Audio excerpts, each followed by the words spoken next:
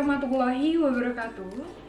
Halo semuanya, perkenalkan saya Karisma Aulia Ihsanin dari Program Studi Pendidikan Bahasa dan Sastra Indonesia Universitas PGRI Madiun. Dalam video ini akan menampilkan ide mengenai model bisnis melalui model kanvas, yaitu gelato batok. Nah, mungkin dari teman-teman sendiri belum mengetahui apa sih yang dimaksud dengan model bisnis kanvas. Nah, untuk mengetahui pengertian dari model bisnis kanvas, kita bisa simak video berikut ini. Teman-teman, kita ketahui bahwa jika kita berwirausaha, tentunya harus menanamkan sebuah taktik dan strategi tersendiri. Nah, dalam bisnis model kanvas ini merupakan strategi dalam manajemen yang digunakan untuk merancang perencanaan bisnis. Tentunya dilihat dari proposisi perusahaan dalam produk yang dihasilkan, infrastruktur ataupun sarana dan prasarana penunjang, pelanggan dan keuangan. Jadi setiap proses tahapannya itu harus didasarkan secara struktur. Nah, hal itu bertujuan untuk pelaksanaan dan perencanaan sebuah bisnis itu bisa berjalan dengan lancar.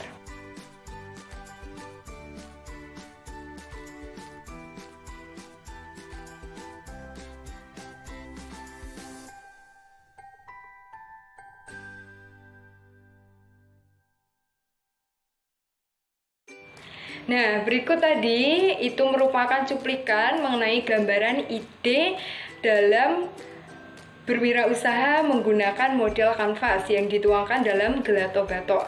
Untuk kalian, jangan sungkan untuk berwirausaha. Silahkan, jika kalian ingin berwirausaha, kalian bisa mencoba ide-ide yang lebih baru dan lebih kreativitas lagi. Nah, dalam model bisnis kanvas ini memiliki 9 elemen pendukungnya. Nah, yang pertama ada value preposition atau preposisi nilai. Yang kedua ada customer segment atau segmen pelanggan. Yang ketiga ada channels atau yang dikenal bahwa saluran. Nah, yang keempat ada key resource atau sumber daya utama. Dan yang kelima ada revenue stream. Nah, itu merupakan arus pendapatan. Nah, yang keenam ada customer relationship, yaitu hubungan pelanggan. Yang ketujuh ada key activity. Nah, itu merupakan aktivitas kunci. Yang kedelapan ada key partnership. Yang terakhir ada cost structures. Nah, itu merupakan struktur biaya. Nah, yang pertama ada value preposition, yaitu preposisi nilai. Nah, jadi dalam gelato batok ini merupakan sebuah hidangan yang berbaurkan menggunakan es krim yang dipadukan dalam hidangan bahan utamanya itu adalah batok kelapa. Nah, batok kelapa tersebut dihidangkan dengan es krim dan hidangan-hidangan topping buah-buahan. Nah, buah-buahnya seperti taburan buah mangga, rambutan, alpukat, oreo, anggur, dan buah naga. Nah, dari varian tersebut, seorang pelanggan bisa memilih sesuai dengan varian kesukaan.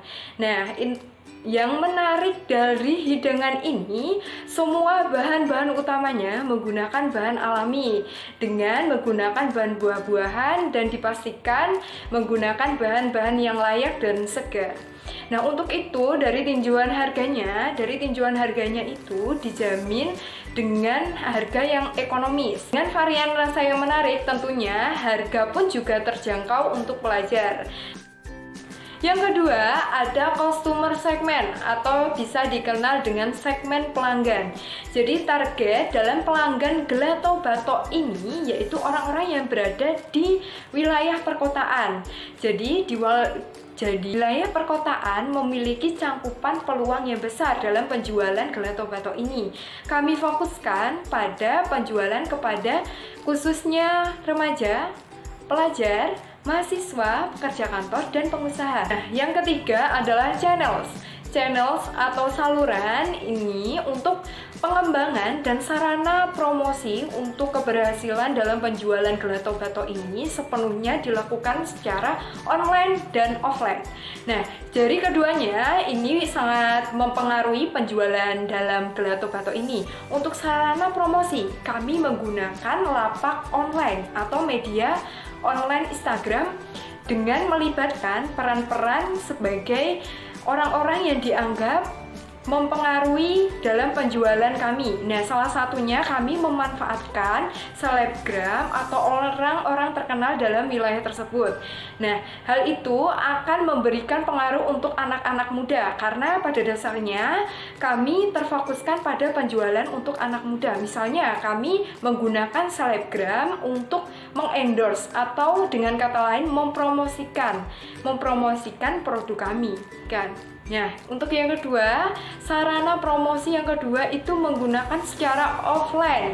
Nah, untuk sarana promosi sendiri melalui offline itu memanfaatkan sampel makanan kepada orang-orang terdekat. Nah, biasanya kami juga mengadakan giveaway. Nah, giveaway ini merupakan sebuah undian yang dilaksanakan setiap sebulan sekali. Nah, giveaway tersebut akan diambil 3 orang dari Instagram. Nah, kami juga akan mengadakan secara giveaway baik online maupun secara offline. Nah, yang keempat ada Key Resort. Jadi Key Resort ini merupakan sumber daya utama kelangsungan dalam menjalankan bisnis model kanvas ini. Dalam Gelato Batok ini tentunya dalam beroperasi tentunya membutuhkan sarana dan prasarana penunjang. Untuk sarana dapur sendiri itu menggunakan alat dapur.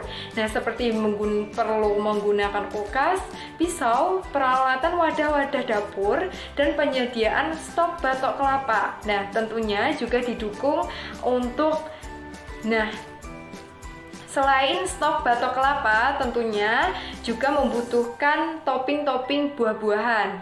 Nah, Gelato Batok ini juga membutuhkan sistem operasi untuk kasir tentunya. Hal itu untuk pencatatan transaksi konsumen. Yang kelima ada arus pendapatan atau yang bisa dikenal dengan revenue streams. Nah, jadi sumber pendapatan ini diperoleh dari sumber pemasukan utama dari Gelato Batok itu dari penjualan offline dan online. Nah, untuk penjualan online sendiri kami memanfaatkan dan bekerja sama dengan GrabFood dan GoFood. Nah, selanjutnya yang keenam ada customer relationship, yaitu hubungan dengan pelanggan. Nah, dalam Gelato Batok ini tentunya harus menjalin kedekatan dengan pelanggan. Nah, untuk itu kami menyediakan kotak sarana dalam area penjualan. Nah, selain itu kami juga menggunakan media sosial yaitu Instagram untuk menjalin kedekatan dengan follower. Misalnya, kami mengunggah sebuah kuis dan memberikan promosi setiap bulannya melalui Instagram. Nah, hal itu akan menambah kedekatan dengan pelanggan atau followers yang ada di pengikut Instagram. Ketujuh, ada key activities. Nah, dalam berbagai kegiatan dalam berbisnis, yaitu kunci utama dari Gelato Batok ini adalah kesegaran. Kesegaran dalam proses pembuatan es krim, kesegaran topping isian buah-buahan yang digunakan, akhirnya kemudahan bertransaksi secara offline maupun online, baik layanan di take away maupun layanan secara GrabFood dan GoFood. Hal itu akan mempermudah pelanggan untuk melakukan kegiatan jual beli. Nah, selanjutnya yang ke-8 ada key partnership atau kemitraan utama. Nah, jadi Gelato Batok ini tentunya bekerja sama dengan beberapa pihak untuk menjalankan dan demi kelancaran bisnis.